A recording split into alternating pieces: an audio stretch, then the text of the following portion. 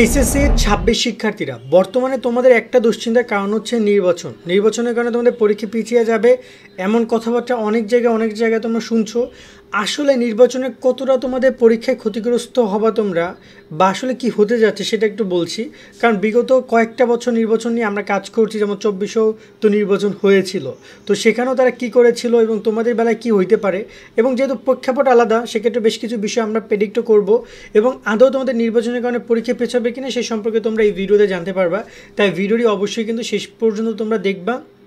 তোমাদের কোনো প্রশ্ন থাকলে পরীক্ষা নিয়ে সেটা কমেন্টে জানাতে পারো এবং তোমাদের পরীক্ষার যাবতীয় সকল ইনফরমেশন তোমাদের ভাইয়ারা এই চ্যানেলে কভার করবে। তাই আমাদের চ্যানেল এবং ফেসবুক পেজ সাবস্ক্রাইব ফলো দিয়ে রাখো, ইনশাল্লাহ সব তথ্যগুলো তোমরা পাবা।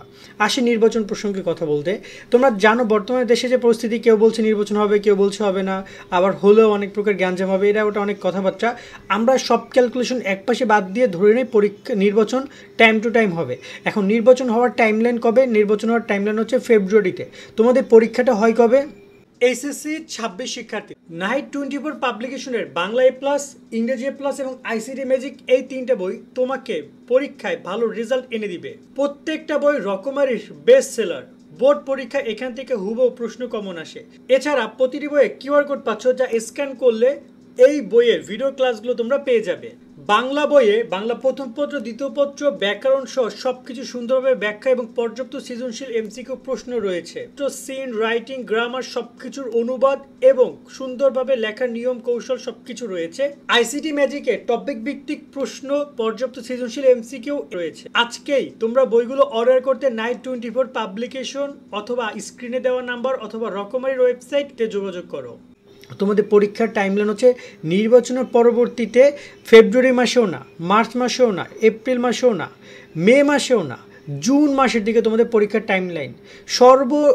যদি তুমি সর্বনিম্ন যদি চিন্তা করি তাও মে মাসের শেষের দিকে। আমি একদম সহজ করে বলি, কোরবানির আগে তোমাদের পরীক্ষা তারা নিতে পারবে না, কোরবানির পরেই তোমাদের পরীক্ষাটা হবে, এইচএসসি পরীক্ষা। এখন সেই সময় তোমাদের নির্বাচন ইফেক্টে কত মাস থাকবে বোঝো আগে। নির্বাচন রাইট নাও আমি কথা বলছি নির্বাচন থেকে ঠিক 2 মাস থেকে 2.5 মাস আগে, আর তখন তোমাদের পরীক্ষা প্রায় নির্বাচনের 3-4 মাস পরে হবে। সেক্ষেত্রে তোমরা কি মনে করো যে খুব বেশি ইফেক্ট হবে? এক্ষেত্রে একটা জায়গায় ইফেক্ট হতে পারে, সেটা হচ্ছে এসএসসি পরীক্ষা।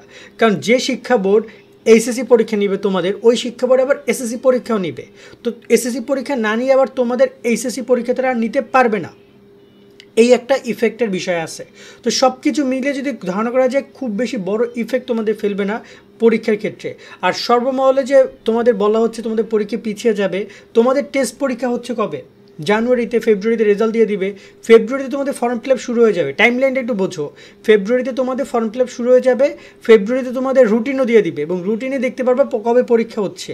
এবং আমরা যতটুকু গেস করছি পরীক্ষা তোমাদের জুন মাসের মধ্যে হয়ে যাবে এবং কোরবানির পরবর্তী সময় পরীক্ষা হয়ে যাবে।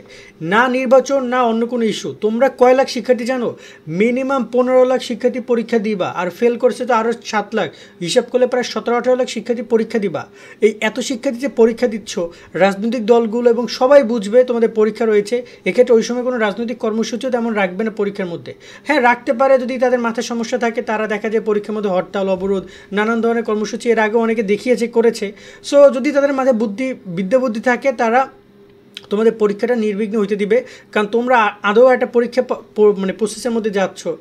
গত বছর তো দেখেছো পরীক্ষার মধ্যে একটা পুরো আন্দোলন হয়ে গেছে, কারণ আন্দোলনটা কিন্তু ওভাবে ছিল না। নর্মাল আন্দোলনকে পরবর্তীতে এমন একটা জায়গায় রূপ নিয়ে নিয়েছে যে তখন আর পরীক্ষাটা কোনো ইস্যু নাই, পরীক্ষা রেখে তোমরা অলরেডি আন্দোলনে গেছিলা, তোমাদের বড় ভাইরা। সো এক্ষেত্রে বিষয়টা এমন হইতে পারে। বাট রাইট নাও যদি বলি যে পরীক্ষার কারণে, নির্বাচনের কারণে পরীক্ষার খুব বেশি ইফেক্ট হবে না। পরীক্ষা আগামী জানুয়ারি, তোমাদের জুন মাসের দিকে হচ্ছে, মে শেষের দিকে বা জুনের দিকে, কোরবানির যে টাইমলাইনটা শেষ হচ্ছে, কোরবানির বন্ধের পরে যে কলেজগুলো খুলবে ওই টাইমেই তোমাদের পরীক্ষাটা নিয়ে নিবে। বিগত বছরগুলো কিন্তু কম বেশি তাই করছে। এখন এখানে অনেকে বলতে পারবে সময় কম পাচ্ছি, সময় বেশি পাচ্ছি, এটা ওটা অনেক ক্যালকুলেশন দ্বারা করানো যেতে পারে।